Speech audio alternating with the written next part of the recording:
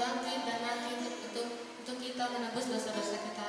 Mari saya undang semua untuk mendudukkan kepala kita untuk memulai saat teduh. Kita akan mulai ibadah kita atau pujian kita berjalan.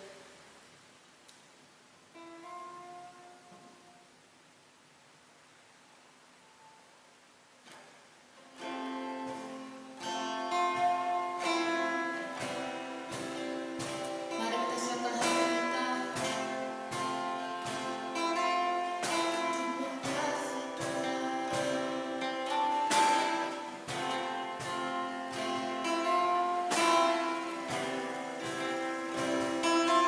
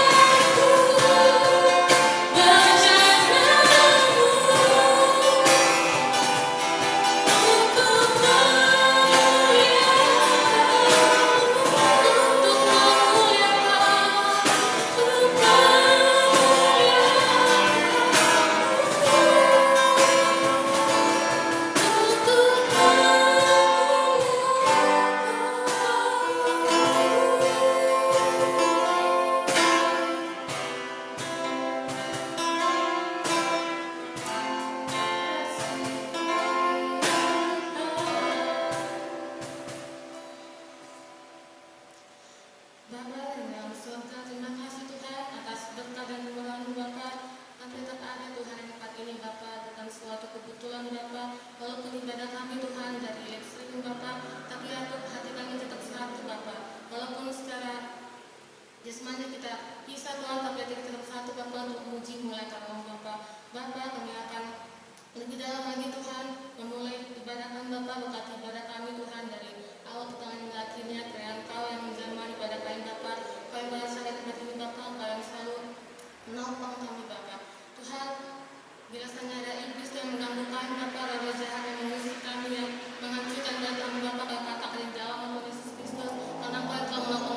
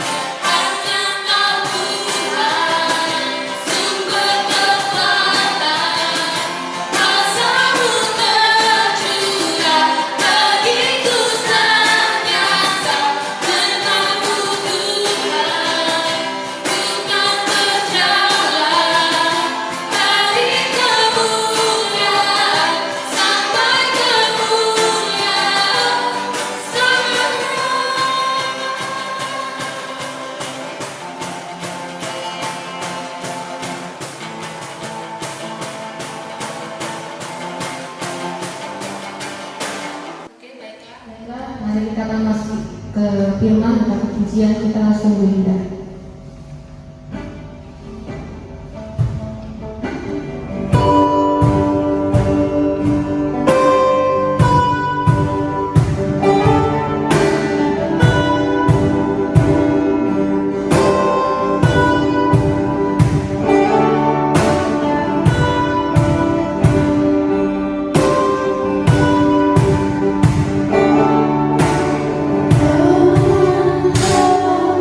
Dapat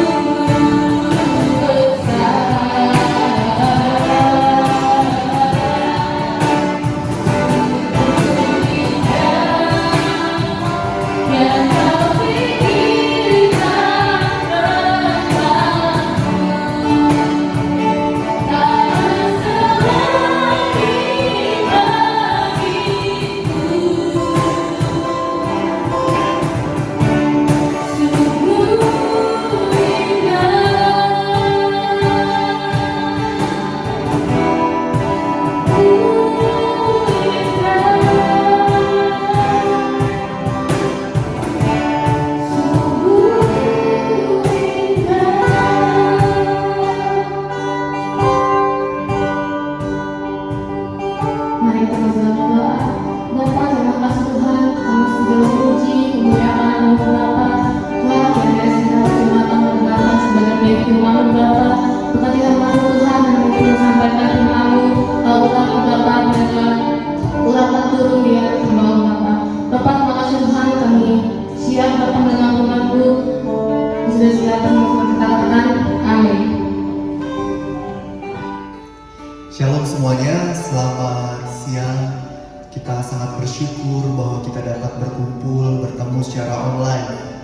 Ini tidak mengurangi esensi dari ibadah kita pada hari ini, karena kita percaya bahwa dimanapun kita berada, Tuhan selalu menyertai kita. Amin.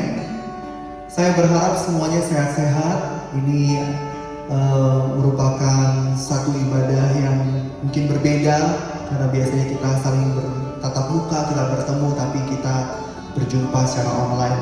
Saya mengucapkan terima kasih kepada teman-teman semua dari UKM CET. Mereka dengan penuh semangat mempersiapkan ibadah ini, karena kita tahu bahwa kita harus tetap terhubung, kita harus tetap terkonek secara roh, dan juga saling menguatkan satu dengan yang lain. Saudara yang terkasih, kita tahu bahwa hari-hari ini kita dalam situasi yang tidak menentu. Kita ada di dalam satu kondisi di mana wabah corona mungkin sedang berkembang, dan itu mungkin membuat kita akhirnya tidak bisa kemana-mana. Tapi kita percaya bahwa walaupun di rumah saja, masing-masing dari setiap kita tetap punya hubungan yang intim dengan Tuhan. Amin. Dan hari ini saya mendapatkan tema, yaitu kebangkitan yang menyembuhkan. Mari kita buka Roma 6 ayat 1 sampai 14. Saya bacakan ya. Jika demikian, apakah yang hendak kita katakan? Bolehkah kita bertekun dalam dosa supaya semakin bertambah kasih karunia itu? Sekali-kali tidak. Bukankah kita telah mati bagi dosa? Bagaimanakah kita masih dapat hidup di dalamnya? Atau tidak tahukah kamu bahwa kita semua yang telah dibaptis dalam Kristus telah dibaptis dalam kematiannya? Dengan demikian, kita telah dikuburkan bersama-sama dengan Dia oleh baptisan dalam kematian, supaya sama seperti Kristus telah dibangkitkan dari antara orang mati oleh kemuliaan Bapa, demikianlah juga kita akan hidup dalam hidup yang baru. Ayat 5, sebab kita telah menjadi satu dengan apa yang sama dengan kematiannya, kita juga menjadi satu dengan apa yang sama dengan kebangkitannya. Karena kita tahu bahwa manusia lama kita telah turut disalibkan, supaya tubuh dosa kita hilang kuasanya, agar jangan kita menghambakan diri lagi kepada dosa. Sebab siapa yang telah mati, ia telah bebas dari dosa. Nanti adik-adik, saudara yang terkasih bisa baca sampai ayat 14. Tapi di sini saya mau highlight di Roma 6 ayat 5 dikatakan, sebab jika kita telah menjadi satu dengan apa yang sama dengan kematiannya, kita juga akan menjadi satu dengan apa yang sama dengan kebangkitannya. Di sini ada dua hal, yaitu kematian dan kebangkitan. Apa sih sebenarnya kebenaran yang kita dapat mengerti dari arti kematian Kristus? Ada dua hal. Yang pertama, makna dari kematian Kristus adalah korban Yesus adalah penggenapan dari seluruh bentuk korban yang ada dalam perjanjian lama. Kalau adik-adik tahu, di perjanjian lama saat bangsa Israel mungkin melakukan kesalahan, dia harus ada korban penebusan dosa, dia harus membakar korban, banyak hal lah. Tapi di sini kita mengerti bahwa kematian Yesus berarti apa? Penggenapan dari seluruh bentuk korban yang ada dalam perjanjian lama. Kita tahu bahwa Yesus turun ke dunia untuk menyelamatkan kita. Kematian Yesus adalah korban yang sempurna yang dipersembahkan, dan itu adalah dirinya sendiri. Ini menyatakan bahwa hanya Yesus juru selamat. Yesus sebagai perantara untuk kita bisa diampuni dan kita bisa tinggal di rumah Bapa.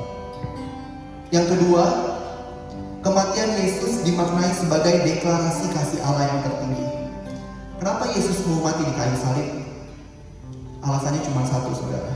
Karena dia mengasihi kita semua, mengasihi saya dan mengasihi saudara. Melalui kematian Yesus terciptalah jalan pengampunan bagi setiap orang yang berdosa. Yohanes 3 ayat 16 dikatakan, karena begitu besar kasih Allah akan dunia ini sehingga ia mengaruniakan anaknya yang tunggal, supaya setiap orang yang percaya kepadanya tidak binasa, melainkan beroleh hidup yang kekal.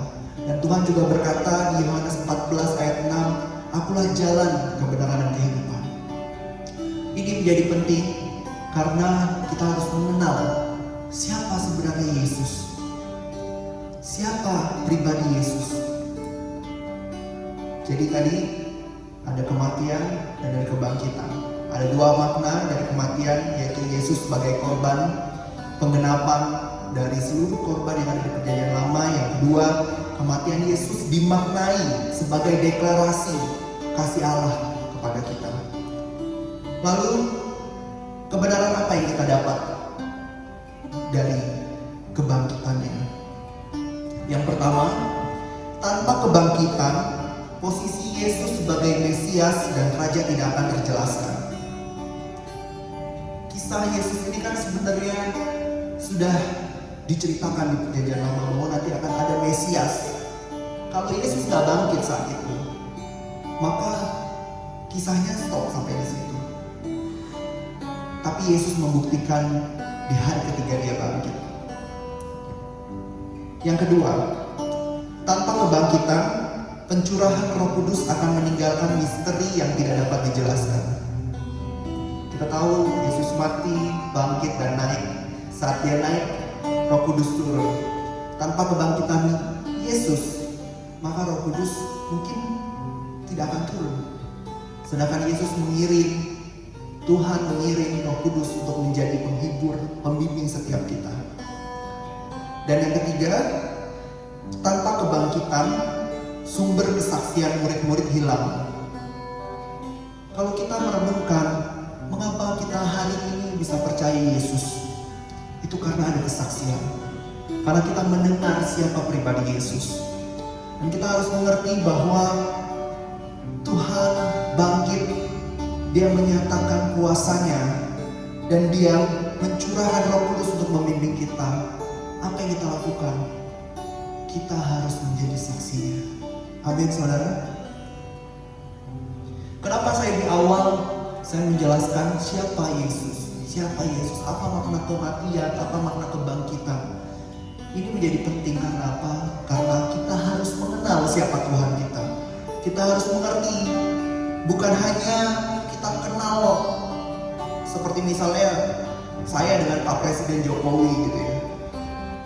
Saya tahu Presiden Jokowi, tapi apakah Pak Jokowi mengenal saya? Belum tentu, saudara. Nah, hubungan ini sama seperti hubungan kita sebenarnya dengan Tuhan. Apakah Anda mengenal pribadinya? Apakah Anda ngerti saat Tuhan itu sedih? Saat Tuhan itu melihat hatinya itu sedih dengan orang-orang yang berdosa, dia melihat ada banyak jiwa-jiwa yang belum terselamatkan. Apakah kita ngerti hatinya Tuhan? Apa kita cuma tahu, oh iya, oh Tuhan, ya Yesus, Tuhan saya Yesus, Yesus telah mati di kayu salib menebus dosa saya percaya, saya masuk surga, udah. Apakah cuma itu? Apakah kita tahu Tuhan, tapi karena kita hanya mendengar di Alkitab, tanpa mengalami Tuhan secara pribadi. Nah, ini yang menjadi refleksi di hidup kita. Kita harus mengenal sungguh-sungguh. Kita harus tahu, oh iya, Tuhan dimanapun aku berada, Tuhan ada. Pribadinya itu nyata. Satu-satunya keselamatan adalah datang dari Tuhan Yesus. Kita percaya ini. Kebaikan kita tidak bisa menjamin apapun. Anda berbuat baik, banyak hal kita itu nggak dihitung seperti itu. Tapi ada satu privilege, ada satu hadiah, bahwa saat kita percaya Yesus dengan iman kita, maka kita akan mendapatkan keselamatan itu. Amin. Kalau cermin kita adalah manusia, kita tidak akan pernah sempurna karena manusia itu tidak ada yang sempurna. Jadi standar hidup kita itu harus tertuju kepada Kristus. Kita harus punya standar itu. Kita nggak bisa membandingkan diri kita. Oh ya, saya akan contoh si A, kita akan contoh si B. Tiba-tiba si A dapat masalah, dia jatuh dan dia meninggalkan Tuhan. Apakah itu bisa mempertahankan iman kita? Makanya saya bilang standar kita adalah Kristus. Standar kita adalah firman Tuhan. Kalau kita ketahui di Keluaran 20, Tuhan sudah jelaskan 10 perintah Allah. Jangan menyembah Allah lain, jangan ada pada Allah lain di hadapanku, jangan sujud beribadah kepadanya, jangan mencuri, jangan berzina, jangan membunuh, jangan mengingini apapun yang punya samamu, hormatilah ayahmu dan ibumu. Nah, simple itu aja dulu. Apakah kita sudah lakukan? Biarlah hari-hari ini sebenarnya kita bersyukur karena di masa corona ini mungkin Anda lebih banyak di rumah. Anda nggak terlalu banyak aktivitas. Anda bisa gunakan sebenarnya seperti seekor kupu-kupu lagi masak kepompong. Di kupu-kupu itu kan ulat dulu nih. Dari ulat terus tiba-tiba dia kepompong baru jadi kupu-kupu. Nah, saat menjadi kepompong itu kupu-kupu nggak ngapa-ngapain. Bahkan puasa dia diem aja. Sama kondisinya sebenarnya seperti corona ini, mungkin kita lagi diajarin Tuhan untuk banyak merenung, banyak melihat kita ini udah sejauh mana sih, apa ada yang salah sih dalam kehidupan kita. Nah, pakai hari-hari ini sebenarnya lebih banyak, lebih dekat lagi dengan Tuhan. Saya di sini bukan berarti saya sempurna, saya kudus, tapi saya tahu, saya mengerti bahwa saya telah diampuni. Semua orang berdosa, kita tahu itu. Dan kita percaya Tuhan turun ke dunia. Itu sebenarnya sebagai tanda, sebagai jalan. Dia menunjukkan kasih-Nya kepada manusia. Dia merelakan anaknya yang tunggal untuk ganti korban itu. Dan kita harus mengerti kasih ini. Kasih yang tidak pernah mungkin orang lain berikan ke Anda, tapi kita tahu Allah memberikan kasih ini. Kenali Tuhan, kenali, coba mengerti Tuhan Yesus itu seperti apa.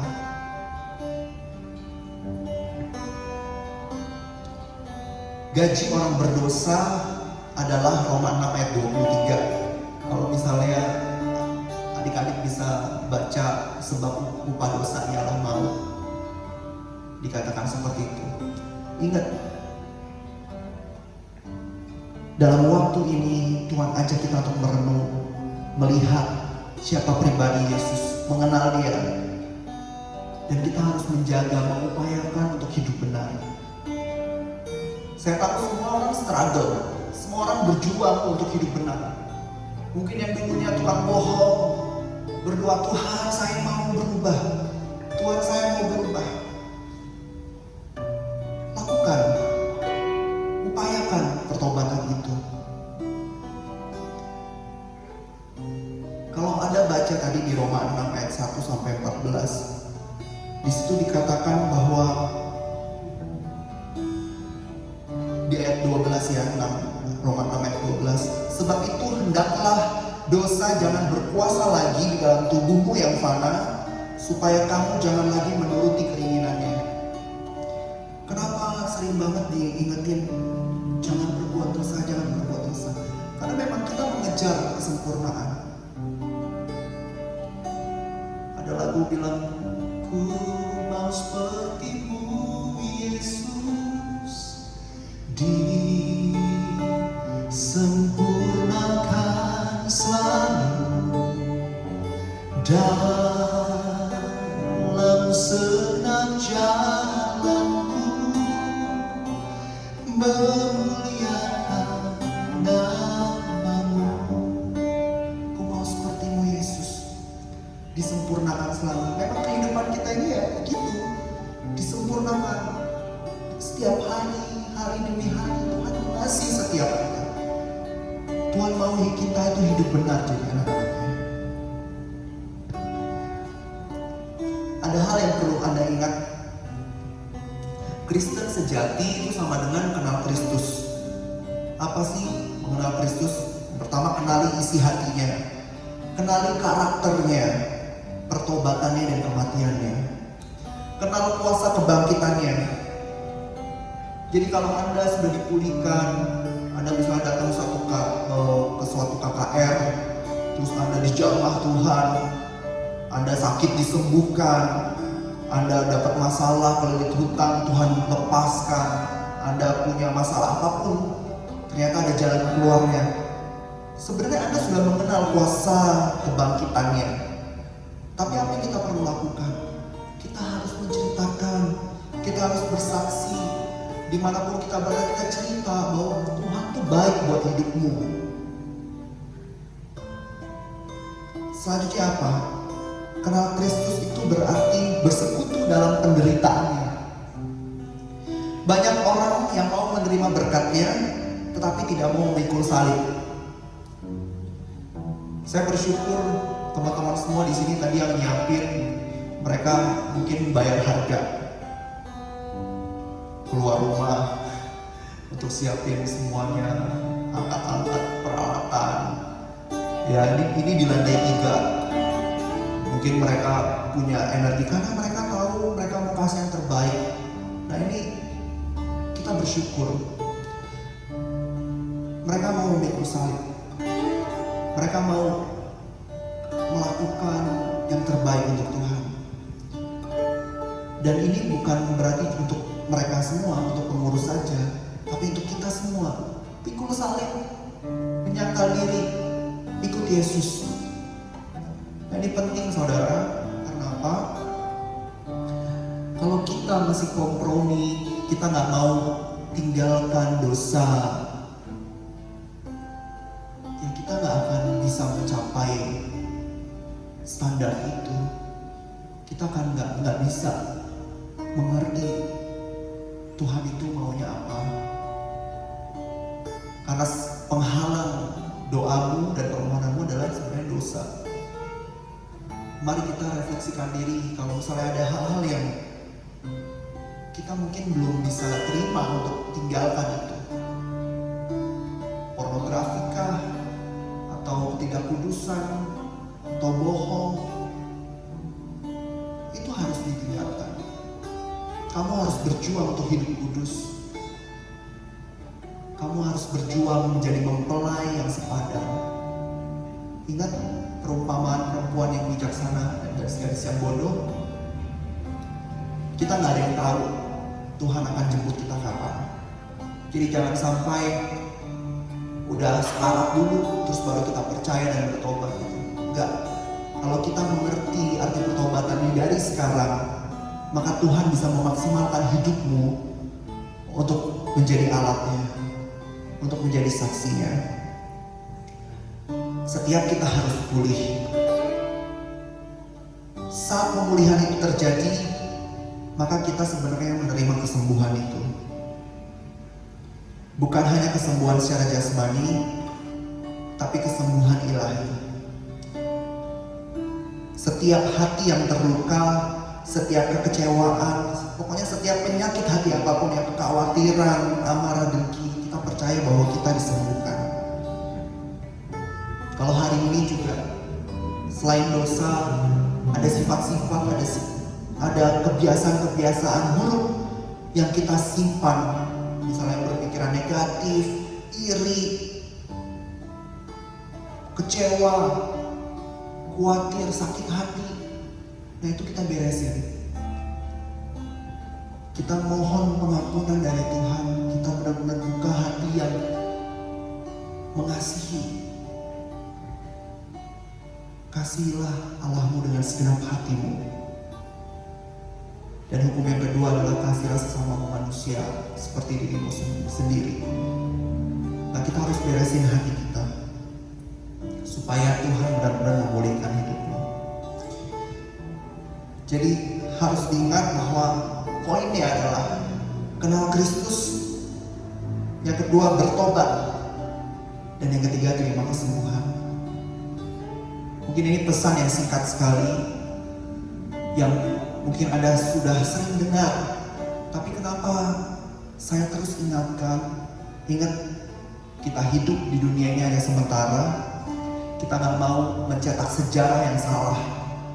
Kita mau hidup kita benar-benar jadi generasi yang luar biasa, history maker, generasi pencetak sejarah, bahwa di tanganmu ada kegerakan terjadi, bahwa di saat engkau lahir, Tuhan punya rencana.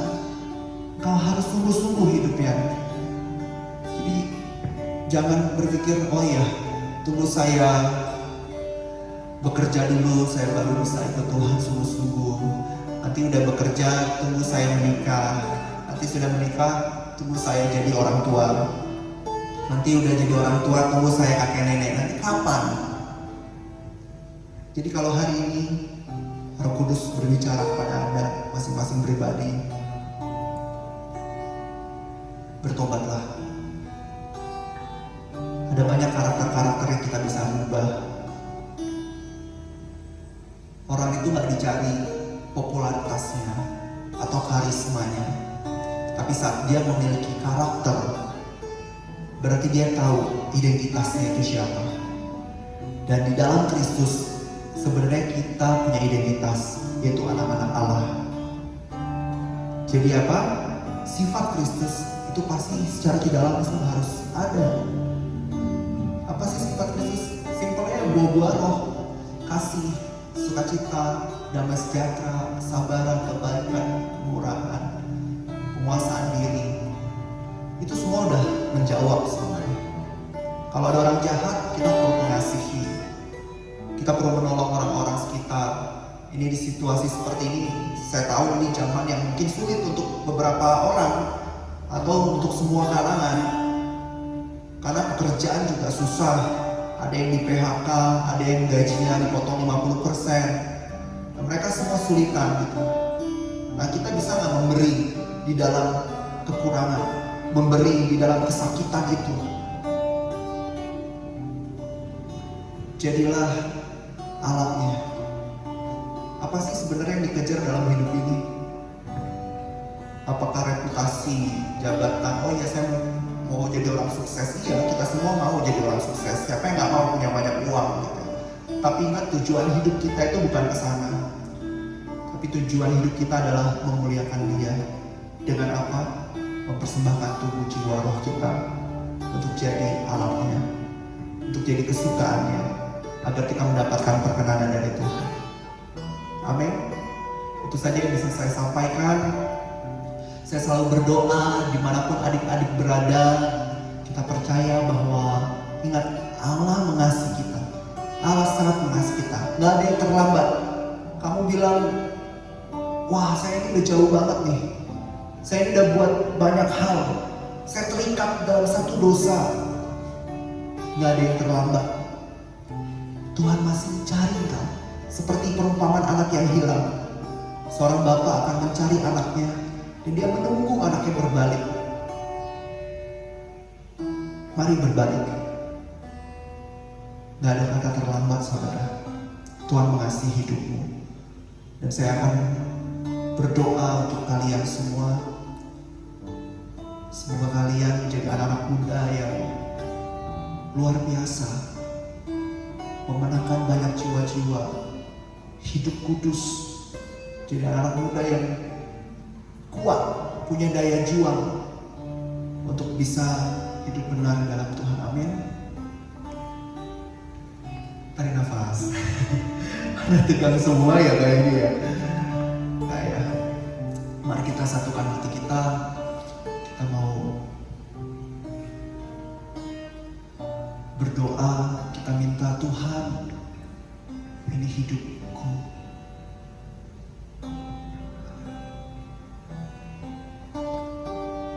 Kita mau renungkan firman Tuhan pada siang hari ini.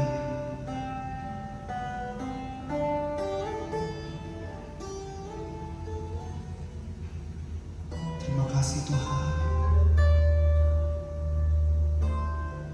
Terima kasih. Ku telah mati dan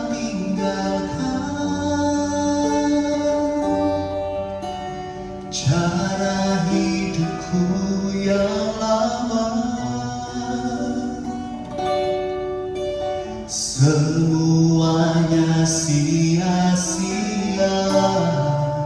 dan tak berarti lagi. Hidup ini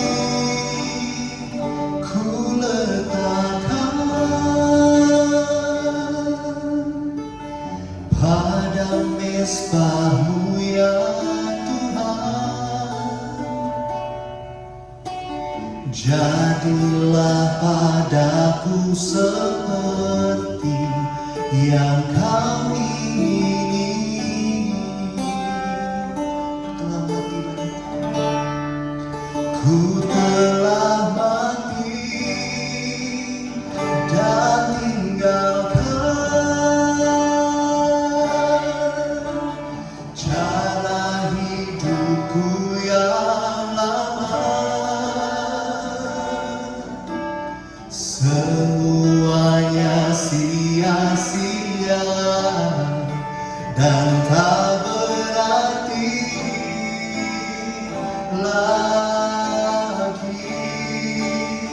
Hidup ini ku letakkan pada mezbah-Mu ya Tuhan. Jadilah padaku seperti yang Kau ingini. Terima kasih Tuhan, kami sungguh mengucap syukur. Kami percaya Tuhan bahwa setiap kami telah ditebus Tuhan dengan darah yang mahal. Kami percaya Tuhan bahwa hidup kami berharga. Hidup kami berharga di mata Engkau Tuhan. Kalau iblis mencoba menghancurkan identitas kami, saat ini kami percaya Tuhan bahwa kami sudah merdeka. Yesus telah mati di kayu salib untuk menebus setiap dosa kami. Ada pengampunan Tuhan turun saat ini. Ada kasih karunia Tuhan turun saat ini. Hamba-Mu percaya Tuhan, dimanapun anak-anak-Mu berada Tuhan, Kau berbicara Tuhan, Kau mengasihi hidupnya Tuhan, Kau ingin melihat pemulihan terjadi Tuhan. Maka Roh Kudus bekerjalah saat ini jamah, bekerjalah jamah Tuhan Yesus. Buat identitas kami pulih Tuhan. Kami percaya Tuhan bahwa dalam hari-hari ke depan ini Tuhan, selain kami memperingati kenaikan Yesus, kami tahu bahwa saat Yesus naik, Roh Kudus turun untuk menjadi pembimbing setiap kami. Roh Kudus, Kau hadir dalam kehidupan anak-anak-Mu. Biarlah mereka merasakan Kau secara pribadi, mengalami Tuhan secara pribadi. Itu yang membuat mereka akan tetap kuat. Mereka akan tetap percaya kepada Yesus. Saat ini Tuhan, hamba berdoa dimanapun anak-anak-Mu berada Tuhan. Tuhan, biarlah Tuhan mereka dalam penyertaan Tuhan. Mereka mendapatkan kesembuhan. Kalau mereka mengalami pergumulan Tuhan, saat ini Tuhan, Kau yang melepaskan, Kau yang bebaskan Tuhan. Berikan kekuatan double portion Tuhan, untuk mereka bisa menghadapi setiap masalah dalam hidup. Terima kasih Tuhan, hamba berdoa Tuhan untuk kampus kami Tuhan. Bapak, kiranya Engkau juga memberkati kampus ini Tuhan. Pakai setiap kami di dalamnya Tuhan untuk jadi terang Tuhan. Pakai setiap kami di dalamnya untuk jadi alam Tuhan Yesus. Tuhan, Kau jagai sertai Tuhan. Kami juga berdoa Tuhan Yesus secara khusus untuk negara kami Tuhan. Bapak, biarlah Tuhan wabah ini segera berlalu Tuhan. Kami percaya Kau Allah yang menyembuhkan Tuhan Yesus. Maka Tuhan, hamba berdoa Tuhan untuk setiap orang-orang di garda terdepan Tuhan Yesus. Setiap dokter, setiap perawat Tuhan, Kau yang memberikan perlindungan Tuhan. Tuhan, setiap yang sakit Kau sembuhkan Tuhan. Biarlah Tuhan kami bisa melewati masa-masa ini Tuhan. Dan kami lebih mendekat, kami lebih mengerti lagi Tuhan apa yang Kau kehendaki Tuhan. Terima kasih Tuhan, berkati anak-anak-Mu Tuhan yang mungkin akan menghadapi UAS Tuhan. Hamba percaya bahwa setiap anak-anak-Mu Tuhan dapat mengerjakan UAS dengan baik Tuhan, dengan jujur Tuhan Yesus, dan mendapatkan nilai yang maksimal Tuhan. Berkati Tuhan Yesus. Terima kasih, kami mengucap syukur Tuhan untuk ibadah hari ini Tuhan. Kiranya Tuhan Kau yang ada Tuhan untuk setiap kami, Kau menyertai setiap kami, Kaulah perlindungan kami. Di dalam nama Tuhan Yesus, kami berdoa dan mengucap syukur. Haleluya. Amin. Tuhan Yesus memberkati. Oke, baiklah, kita sudah mendengarkan sebagian firman Tuhan. Mari kita lakukan pujian untuk kita menilai haleluya.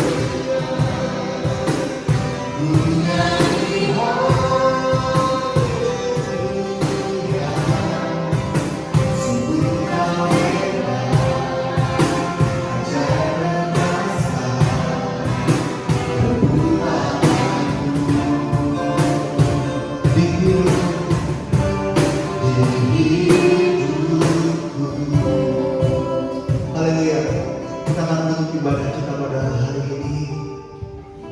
Mari kita berdoa. Tuhan, kami mengucap syukur Tuhan untuk kasih setia-Mu Tuhan dalam kehidupan kami. Terima kasih untuk penyertaan Tuhan yang sempurna. Terima kasih Tuhan untuk setiap kami yang hadir Tuhan di tempat ini, yang telah mempersiapkan semuanya Tuhan dengan baik. Dan hamba-Mu juga berdoa untuk semuanya Tuhan yang ada di rumah Tuhan. Bapak, kiranya Tuhan terus Kau hadir Tuhan dalam kehidupan mereka. Kau menjaga dan menyertai mereka Tuhan Yesus. Terima kasih Tuhan, suruh kami mengucap syukur. Dan saat ini Tuhan, kami akan menerima berkat-Mu Tuhan Yesus. Terimalah berkat dari Allah Bapa dan Tuhan Yesus Kristus serta persekutuan yang manis bersama dengan Roh Kudus kiranya menyertai kita semua mulai dari hari ini bahkan sampai selama-lamanya. Dan semua orang yang menerima berkat bersama dengan iman kita katakan amin.